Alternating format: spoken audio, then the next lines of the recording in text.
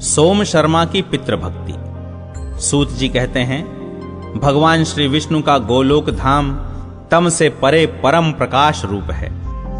पूर्वोक्त चारों ब्राह्मण जब उस लोक में चले गए, तब महाप्राज्ञ शिव शर्मा ने अपने छोटे पुत्र से कहा, महामते सोम शर्मन, तुम पिता की भक्ति में रत हो।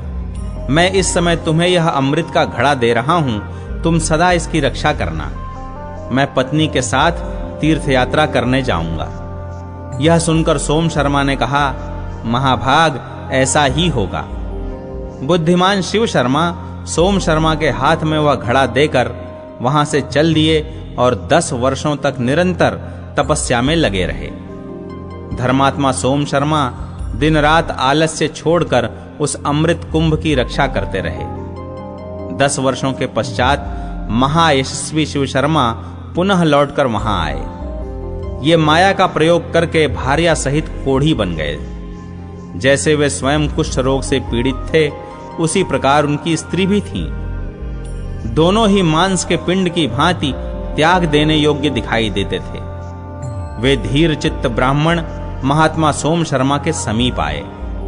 वहां पधारे हुए माता पिता को सर्वथा दुख से पीड़ित देख महायशस्वी सोम शर्मा को बड़ी दया आई। भक्ति से उनका मस्तक झुक गया। वे उन दोनों के चरणों में पड़ गए और बोले, पिताजी, मैं दूसरे किसी को ऐसा नहीं देखता जो तपस्या, गुण समुदाय और उत्तम पुण्य से युक्त होकर आपकी समानता कर सके। फिर भी आपको यह क्या हो गया? विप्रवर, संपूर्ण देवता सदा दास की भांति आपकी आज्ञा के पालन में लगे रहते हैं। वे आपके तेज से खींचकर यहां आ जाते हैं। आप इतने शक्तिशाली हैं, तो भी किस पाप के कारण आपके शरीर में यह पीड़ा देने वाला रोग हो गया? ब्राह्मण श्रेष्ठ, इसका कारण बताइए। यह मेरी माता भी पुण्यवती है, इसका पुण्य महान है। यह पतिव्रत धर्म का पालन करने वाली है। यह अपने स्वामी की कृपा से समूची त्रिलोकी को भी धारण करने में समर्थ है। जो राग द्वेष का परित्याग करके भांति भांति के कर्मों द्वारा अपने पतिदेव का पूजन करती है, देवताओं की ही भांति गुरुजनों के प्रति भी जिसके हृदय में आदर का भाव है, वह मेरी माता क्यों इस कष्टकारी कुष्ठ रोग का दुख भोग रही है? शिव शर्मा बोले, महाभाग, तुम शोक न करो। सबको अपने कर्मों का ही फल भोगना पड़ता है, क्योंकि मनुष्य प्रायः पूर्वकृत पाप और पुण्यमय कर्मों से युक्त होता ही है। अब तुम हम दोनों रोगियों के घावों को धोकर साफ करो।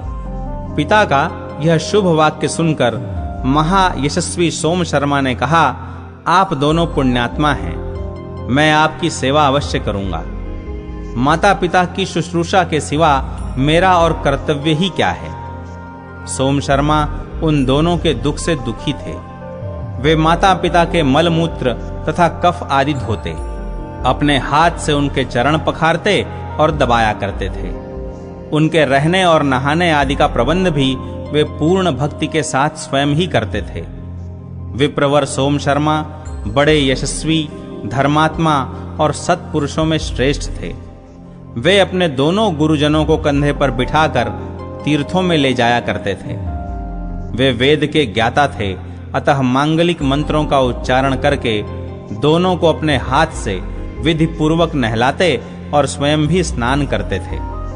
फिर पितरों का तर्पण और देवताओं का पूजन भी वे उन दोनों से प्रतिदिन कराया करते थे। स्वयं अग्नि में होम करते और अपने दोनों महागुरु माता पिता को प्रसन्न करते हुए अपने सब कार्य उन्हें बताया करते थे। सोम शर्मा उन दोनों को प्रतिदिन शैया पर सुलाते और उन्हें वस्त्र तथा पुष्प आदि सब सामग्री निवेदन करते थे। परम सुगंधित पान लगाकर माता पिता को अर्पण करते तथा नित्य प्रति उनकी इच्छा के अनुसार फल, मूल, दूध आदि उत्तमोत्तम भोज्य पदार्थ खाने को देते थे। इस क्रम से वे सदा ही माता पिता को प्रसन्न रखने की चेष्टा करते थे। पिता सोम शर्मा को बुलाकर उन्हें नाना प्रकार के कठोर एवं दुखदायी वचनों से पीड़ित करते और आतुर होकर उन्हें डंडों से पीटते भी थे। यह सब करने पर भी धर्मात्मा सोम शर्मा कभी पिता के ऊपर क्रोध नहीं करते थे। वे सदा संतुष्ट रहकर मन, वाणी और क्रिया तीनों के ही द्वारा पिता की पूजा करते थे। ये सब बातें जानकर शिव शर्मा अपने चरित्र पर विचार करने लगे। उन्होंने सोचा, सोम शर्मा का मेरी सेवा में अधिक अनुराग दिखाई देता है, इसीलिए समय पर मैंने इसके तप की परीक्षा की है। किंतु मेरा पुत्र भक्ति भाव तथा सत्यपूर्ण बर्ताव से भ्रष्ट नहीं हो रहा है। निंदा करने और मारने पर भी सदा मीठे वचन बोलता है। इस प्रकार मेरा बुद्धिमान पुत्र दुष्कर सदाचार का पालन कर रहा है। अतः अब मैं भगवान श्री विष्णु के प्रसाद से इसके दुख दूर करूंगा। इस प्रकार बहुत देर तक सोच विचार करने के पश्चात परम बुद्धिमान शिव शर्मा ने पुनः माया का प्रयोग किया। अमृत के घड़े से अमृत का अपहरण कर लिया। उसके बाद सोम शर्मा को बुलाकर कहा, बेटा, मैंने तुम्हारे हाथ में रोगनाशक अमृत सौंपा था, उसे शीघ्र लाकर मुझे अर्पण करो, जिससे मैं इस समय उसका पान करूं। पिता के यों कहने पर सोम शर्मा तुरंत उठकर चल दिए। अमृत के घड़े के पास जाकर उन्होंने देखा कि वह खाली पड़ा है, उसमें अमृत की एक बूंद भी नहीं है। यह देखकर परम सौभाग्यशाली सोम शर्मा ने मन ही मन कहा, यदि मुझमें सत्य और गुरु शुश्रूषा है, यदि मैंने पूर्व काल में निश्चल हृदय से तपस्या की है, इंद्रिय संयम, सत्य और शौच आदि धर्मों का ही सदा पालन किया है, तो यह घड़ा निश्चय ही अमृत से भर जाए। महाभाग सोम शर्मा ने इस प्रकार विचार करके ज्यों ही उस घड़े की ओर देखा, त्यों ही वह अमृत से भर गया। घड़े को भरा देख उसे हाथ में ले महायशस्वी सोम शर्मा तुरंत ही पिता के पास गए और उन्हें प्रणाम करके बोले, पिताजी लीजिए, यह अमृत से भरा घड़ा आ गया। महाभाग, अब इसे पीकर शीघ्र ही रोग से मुक्त हो जाइए। पुत्र का यह परम पुण्यमय तथा सत्य और धर्म के उद्देश्य से युक्त मधुर वचन सुनकर शिव शर्मा को बड़ा हर्ष हुआ।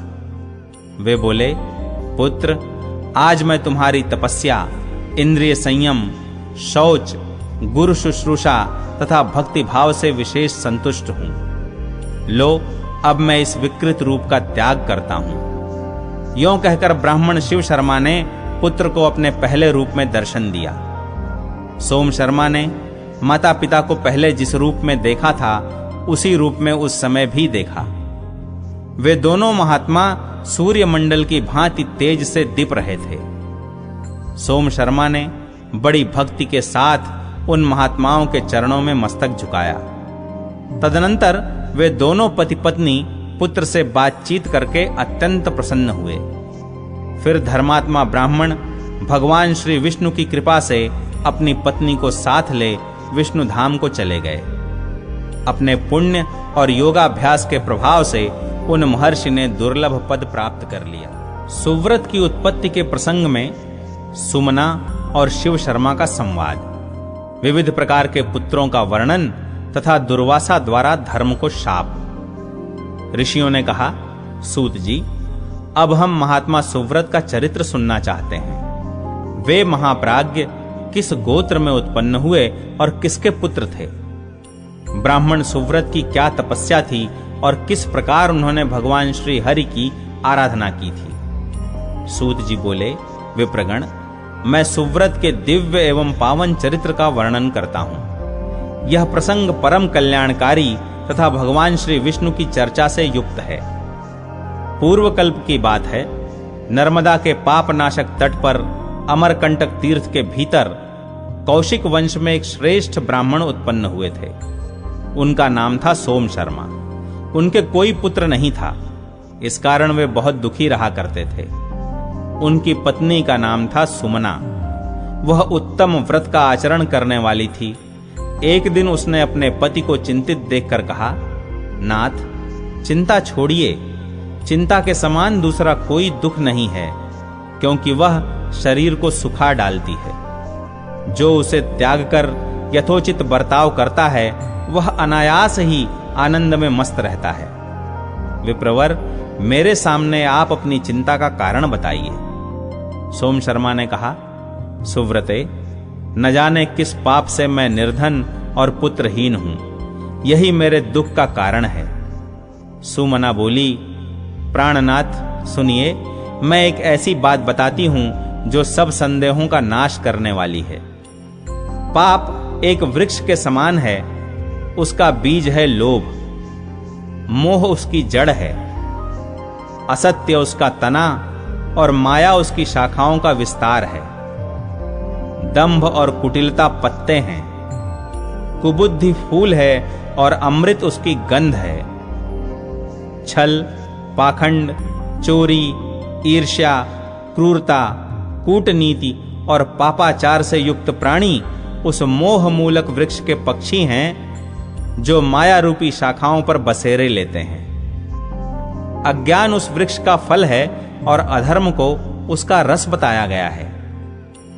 दुर्भाव रूप जल से सींचने पर उसकी वृद्धि होती है। अश्रद्धा उसके फूलने फलने की ऋतु है।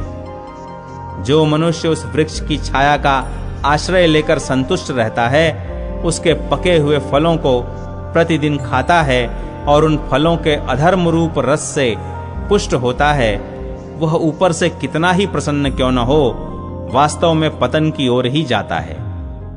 इसलिए पुरुष को चिंता छोड़कर लोभ का भी त्याग कर देना चाहिए।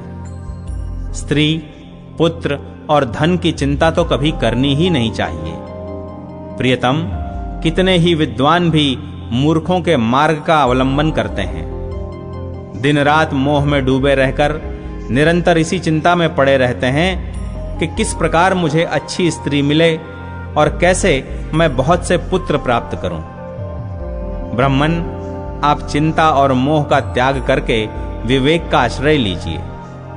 कोई पूर्व जन्म में ऋण देने के कारण इस जन्म में अपने संबंधी होते हैं और कोई कोई धरोहर हड़प लेने के कारण भी संबंधी के रूप में जन्म लेते हैं।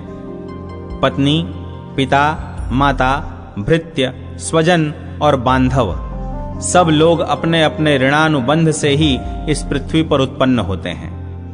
जिसने जिसकी जिस भाव से धरोहर हड़प ली है, वह उसी भाव से उसके यहां जन्म लेता है। धरोहर का स्वामी रूपवान और गुणवान पुत्र होकर पृथ्वी पर उत्पन्न होता है और धरोहर के अपहरण का बदला लेने के लिए दारुण दुख देकर चला जाता है।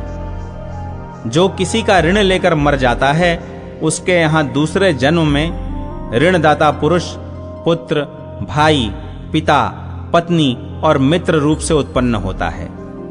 वह सदा ही अत्यंत दुष्टतापूर्ण बर्ताव करता है। गुणों की ओर तो वह कभी देखता ही नहीं। क्रूर स्वभाव और निष्ठुर आकृति बनाए अपने स्वजनों को सदा कठोर बातें सुनाया करता है। प्रतिदिन मीठी मीठी वस्तुएं स्वयं खाता है। घर में रहते हुए धन का बलपूर्वक उपभोग करता है और रोकने पर कुपित हो जाता है। विप्रवर, अब मैं आपके सामने शत्रु स्वभाव वाले पुत्र का वर्णन करती हूं। वह बाल्यावस्था से ही सदा शत्रुओं का सा बर्ताव करता है। खेल कूद में भी पिता माता को मार मार कर भागता है और बारंबार हंसा करता है। क्रोध युक्त स्वभाव को लेकर ही बड़ा होता है और सदा वैर के काम में लगा रहता है। वह प्रतिदिन पिता और माता की निंदा करता है। फिर विवाह संबंध हो जाने पर नाना प्रकार से धन का अपव्यय करता है। घर और खेत आदि सब मेरा ही है, तुम लोग कौन हो मेरा हाथ रोकने वाले? यूं कहकर पिता और माता को प्रतिदिन पीटता रहता है। उनके मृत्यु के पश्चात न वह श्राद्ध करता है और न कभी दान ही देता है। ऐसे बहुतेरे पुत्र इस पृथ्वी पर उत्पन्न होते रहते हैं। अब मैं उस पुत्र का वर्णन करती हूं जिसके द्वारा प्रिय वस्तु की प्राप्ति होती है। वैसा बालक बचपन से ही माता पिता का प्रिय करता है। वयस्क होने पर भी उनके प्रिय साधन में लगा रहता है और सदा अपनी भक्ति से माता पिता को संतुष्ट रखता है। स्नेह से, मीठी वाणी से तथा प्रिय लगने वाली बातचीत से उन्हें प्रसन्न रखने की चेष्टा करता है। माता पिता की मृत्यु के पश्चात संपूर्ण श्राद्ध कर्म और पिंडदान आदि का कार्य करता है तथा उनकी सद्गति के लिए तीर्थ यात्रा भी करता है। प्रियतम, अब इस समय आपके सामने उदासीन पुत्र का वर्णन करती हूं। विप्रवर, उदासीन बालक सदा उदासीन भाव से ही रहता है। वह न कुछ देता है और न लेता है, न रुष्ट होता है और न संतुष्ट। इस प्रकार मैंने पुत्रों के संबंध में सब कुछ बता दिया। पुत्रों की ऐसी ही गति है। जैसे पुत्र होते हैं वैसे ही पिता, माता, पत्नी, बंधु बांधव तथा भृत्य आदि अन्य लोग भी बताए गए हैं। इनमें भी शत्रु, मित्र और उदासीन आदि भेद होते हैं। मनुष्यों की तो बात ही क्या है, पशु, घोड़े, हाथी, भैंस आदि भी ऐसे ही होते हैं। नौकरों की भी यही स्थिति है। ये सब ऋण के संबंध से ही प्राप्त होते हैं। हम दोनों ने पूर्व जन्म में न तो किसी से ऋण लिया है और न किसी की धरोहर ही हड़पी है। इतना ही नहीं, हमने किसी के साथ वैर भी नहीं किया है। इसीलिए हमें धन और पुत्र आदि किसी भी वस्तु की प्राप्ति नहीं हुई है। यह जानकर आप शांति धारण करें और व्यर्थ की चिंता छोड़ दें। आपने किसी को दान नहीं दिया है, तब धन कैसे आए? अतः प्राणनाथ, दुखी न होइए। द्विज श्रेष्ठ, जिस पुरुष को धन मिलना निश्चित है उसके हाथ में अनायास ही धन आ जाता है। मनुष्य उस धन की बड़े यत्न से रक्षा करता है, किंतु जब वह जाने को होता है तब चला ही जाता है। ऐसा समझकर आप शांत हो जाइए। निरर्थक चिंता छोड़िए। महान मोह से मूढ़, विवेक शून्य हुए मानव पाप में आसक्त चित्त होकर कहने लगते हैं कि यह घर, यह पुत्र और ये स्त्रियां मेरी ही हैं। किंतु प्राणनाथ, संसार का यह बंधन सदा झूठा ही दिखाई देता है। सोम शर्मा बोले, कल्याणी, तुम ठीक कहती हो। तुम्हारा यह वचन सब प्रकार के संदेहों का नाश करने वाला है। तथापि सत्य के ज्ञाता साधु पुरुष वंश की इच्छा रखते हैं। प्रिय, मुझे पुत्र की चिंता है। जी में आता है जिस किसी उपाय से संभव हो मैं पुत्र अवश्य उत्पन्न करूं। सुमना ने कहा, महाभाग, एक ही विद्वान पुत्र श्रेष्ठ है। बहुत से गुणहीन पुत्रों को लेकर क्या करना है? एक ही पुत्र कुल का उद्धार करता है, दूसरे तो केवल कष्ट देने वाले होते हैं। पुण्य से ही पुत्र प्राप्त होता है, पुण्य से ही अच्छा कुल मिलता है तथा पुण्य से ही उत्तम गर्भ की प्राप्ति होती है। इसलिए आप पुण्य का अनुष्ठान कीजिए। प्राणनाथ, पुण्य कर्म करने वाले मनुष्य ही सुख राशि का उपभोग करते हैं। सोम शर्मा बोले, भद्रे, मुझे पुण्य का अनुष्ठान बताओ। उत्तम पुण्य कैसा होता है? पुण्य के लक्षणों का वर्णन करो। सुमना ने कहा, प्राणनाथ, पुरुष या स्त्री को सदा जिस प्रकार बर्ताव करना चाहिए तथा जिस प्रकार पुण्य करने से कीर्ति, पुत्र, प्यारी स्त्री और धन की प्राप्ति होती है, वह सब मैं बताती हूं तथा पुण्य का लक्षण भी कहती हूं। ब्रह्मचर्य, तपस्या, पंच यज्ञों का अनुष्ठान, दान, नियम, क्षमा, शौच, अहिंसा, उत्तम शक्ति और चोरी का अभाव, ये पुण्य के अंग हैं। इनके अनुष्ठान से धर्म की पूर्ति करनी चाहिए। धर्मात्मा पुरुष मन, वाणी और शरीर तीनों की क्रिया से धर्म का संपादन करता है। फिर वह जिस जिस वस्तु का चिंतन करता है वह दुर्लभ होने पर भी उसे प्राप्त हो जाती है।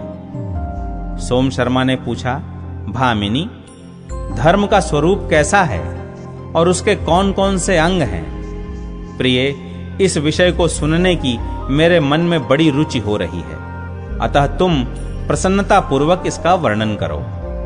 सुमना बोली, ब्राह्मण, जिनका अत्रि वंश में जन्म हुआ है तथा जो अनुसूया के पुत्र हैं, उन भगवान दत्तात्रेय जी ने ही सदा धर्म का साक्षात्कार किया है। महर्षि दुर्वासा और दत्तात्रेय, इन दोनों ने उत्तम तपस्या की है। उन्होंने तपस्या और आत्मबल के साथ धर्मानुकूल बर्ताव किया है। उन्होंने वन में रहकर 10,000 वर्षों तक तपस्या की, बिना कुछ खाए पिए केवल हवा पीकर जीवन निर्वाह किया इससे वे दोनों शुभदर्शी हो गए हैं। तत्पश्चात उतने ही समय 10,000 वर्ष तक उन दोनों ने पंचाग्नि सेवन किया। उसके बाद वे जल के भीतर खड़े हो उतने ही वर्षों तक तपस्या में लगे रहे। यतिवर दत्तात्रेय और मुनिश्रेष्ठ दुर्वासा बहुत दुर्बल हो गए। तब मुनिवर दुर्वासा के मन में धर्म के प्रति बड़ा क्रोध हुआ। इसी समय बुद्धिमान धर्म साक्षात वहां आ पहुंचे। उनके साथ ब्रह्मचर्य और तप आदि भी मूर्तिमान होकर आए। सत्य, ब्रह्मचर्य, तप और इंद्रिय संयम ये उत्तम एवं विद्वान ब्राह्मण के रूप में आए। नियम ने महाप्राज्ञ पंडित का रूप धारण कर रखा था और दान अग्निहोत्री का स्वरूप धारण किए महर्षि दुर्वासा के निकट उपस्थित हुआ था। क्षमा, शांति, लज्जा, अहिंसा और अकल्पना अर्थात निःसंकल्प अवस्था ये सब स्त्री रूप धारण किए वहां आई थीं। बुद्धि, प्रज्ञा, दया, श्रद्धा, मेधा, सत्कृति और शांति इनका भी वही रूप था। पांचों अग्नियां, परम पावन वेद और वेदांग ये भी अपना अपना दिव्य रूप धारण किए उपस्थित थे।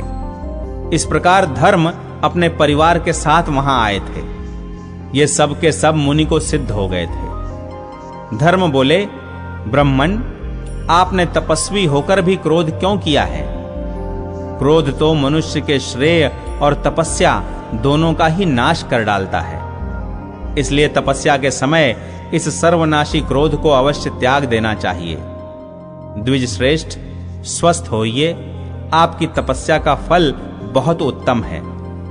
दुर्वासा ने कहा, आप कौन हैं जो इन श्रेष्ठ ब्राह्मणों के साथ यहां पधारे हैं तथा आपके साथ ये सुंदर रूप और अलंकारों से सुशोभित स्त्रियां कैसे खड़ी हैं? धर्म बोले, मुने, ये जो आपके सामने ब्राह्मण के रूप में संपूर्ण तेज से युक्त दिखाई देते हैं, जो हाथ में दंड और कमंडल लिए अत्यंत प्रसन्न जान पड़ते हैं, इनका नाम ब्रह्मचर्य है। इसी प्रकार ये जो दूसरे तेजस्वी ब्राह्मण खड़े हैं, इन पर भी दृष्टिपात कीजिए। इनके शरीर का रंग पीला और आंखें भूरे रंग की हैं। ये सत्य कहलाते हैं। धर्मात्मन, इन्हीं के समान जो अपनी दिव्य प्रभा से विश्व देवों की समानता कर रहे हैं तथा जिनका आपने सदा ही आश्रय लिया है, वही ये आपके मूर्तिमान तप हैं। इनका दर्शन कीजिए। जिनकी वाणी प्रसाद गुण से युक्त है, जो दीप्तिमान दिखाई देते हैं, संपूर्ण जीवों पर दया करना जिनका स्वभाव है तथा जो सर्वदा आपका पोषण करते हैं, वे ही दम अर्थात इंद्रिय संयम यहां व्यक्त रूप धारण करके उपस्थित हैं। जिनके मस्तक पर जटा है, जिनका स्वभाव कुछ कठोर जान पड़ता है, जिनके शरीर का रंग कुछ पीला है, जो अत्यंत तीव्र और महान सामर्थ्यशाली प्रतीत होते हैं तथा जिन्होंने श्रेष्ठ ब्राह्मण का रूप धारण कर हाथ में तलवार ले रखी है, वे पापों का नाश करने वाले नियम हैं। जो अत्यंत श्वेत और महान दीप्तिमान हैं, जिनके शरीर का रंग शुद्ध स्फटिक मणि के समान जान पड़ता है, जिनके हाथ में जल से भरा कमंडल है तथा जिन्होंने दांतन ले रखी है, वे शौच ही यहां ब्राह्मण का रूप धारण करके आए हैं। स्त्रियों में यह शुश्रूषा है जो सत्य से विभूषित परम सौभाग्यवती और अत्यंत साध्वी है, जिसका स्वभाव अत्यंत धीर है, जिसके सारे अंगों से प्रसन्नता टपक रही है, जिसका रंग गोरा और मुख पर हास्य की छटा छा रही है, वह कमल लोचना सरस्वती है। द्विज श्रेष्ठ, यह दिव्य आभूषणों से युक्त क्षमा उपस्थित है, जो परम शांत, सुस्थिर और अनेकों मंगलमय विधानों से सुशोभित है। महाप्राज्ञ, तुम्हारी ज्ञान स्वरूपा शांति भी दिव्य आभूषणों से विभूषित होकर यहां आई है। यह तुम्हारी प्रज्ञा है, जो परोपकार में संलग्न, सत्यपरायण तथा स्वल्प भाषण करने वाली है। यह क्षमा के साथ बड़ी प्रसन्न रहती है। इस यशस्विनी के शरीर का वर्ण श्याम है, जिसका शरीर तपाए हुए सोने के समान उद्दीप्त दिखाई दे रहा है वह महाभागा अहिंसा है। यह अत्यंत प्रसन्न और अच्छी मंत्रणा से युक्त है। यह यत्र तत्र दृष्टि नहीं डालती, ज्ञान भाव से आक्रांत हो सदा तपस्या में लगी रहती है। महाभाग, यह देखिए आपकी श्रद्धा भी आई है, जो नाना प्रकार की बुद्धि से आक्रांत और अनेकों ज्ञानों से आकुल होने पर भी सुस्थिर है। यह श्रद्धा मनोहर और मंगलमयी है। सबका शुभ चिंतन करने वाली, संपूर्ण जगत की माता, यशस्विनी तथा गौरवर्णा है। इधर यह मेधा उपस्थित है, जिसके शरीर का रंग हंस और चंद्रमा के समान श्वेत है। गले में मोतियों का हार लटक रहा है और हाथ में पुस्तक तथा स्फटिकाक्ष की माला शोभा पा रही है। यह प्रज्ञा है जो सदा ही अत्यंत प्रसन्न रहा करती है। यह प्रज्ञा देवी पीत वस्त्र से शोभा पा रही है। द्विज श्रेष्ठ, जो त्रिभुवन का उपकार और पोषण करने में अद्वितीय है, जिसके शील की सदा ही प्रशंसा होती रहती है, वह दया भी आपके पास आई है। यह वृद्धा परम विदुषी, तपस्विनी, भाव की भार्या और मेरी माता है। सुव्रत, मैं आपका मूर्तिमान धर्म हूं, ऐसा समझकर शांत होइए, मेरी रक्षा कीजिए। विप्रवर, आप कुपित क्यों हो रहे हैं? दुर्वासा ने कहा, देव, जिससे मुझे क्रोध हुआ है वह कारण सुनिए। मैंने इंद्रिय संयम और शौच आदि क्लेशमय साधनों द्वारा अपने शरीर का शोधन किया तथा तपस्या की, किंतु ऐसा करने पर भी देख रहा हूं केवल मेरे ही ऊपर आपकी दया नहीं हो रही है। धर्मराज, मैं आपके इस बर्ताव को न्याय युक्त नहीं मानता। यही मेरे क्रोध का कारण है, दूसरा कुछ नहीं। इसलिए मैं आपको 3 शाप दूंगा। धर्म, अब आप राजा और दासी पुत्र होइए, साथ ही स्वेच्छानुसार चांडाल योनि में भी प्रवेश कीजिए। इस प्रकार 3 शाप देकर द्विज श्रेष्ठ दुर्वासा चले गए। सोम शर्मा ने पूछा, भामिनी, महात्मा दुर्वासा का शाप पाकर धर्म की क्या अवस्था हुई? उन शापों का उपभोग उन्होंने किस प्रकार किया? यदि जानती हो तो बताओ। सुमना बोली, प्राणनाथ, धर्म ने भरत वंश में राजा युधिष्ठिर के रूप में जन्म ग्रहण किया। दासी पुत्र होकर जब वे उत्पन्न हुए, तब विदुर नाम से उनकी प्रसिद्धि हुई। अब तीसरे शाप का उपभोग बतलाती हूं। जिस समय महर्षि विश्वामित्र ने राजा हरिश्चंद्र को बहुत कष्ट पहुंचाया, उस समय परम बुद्धिमान धर्म चांडाल के स्वरूप को प्राप्त हुए थे।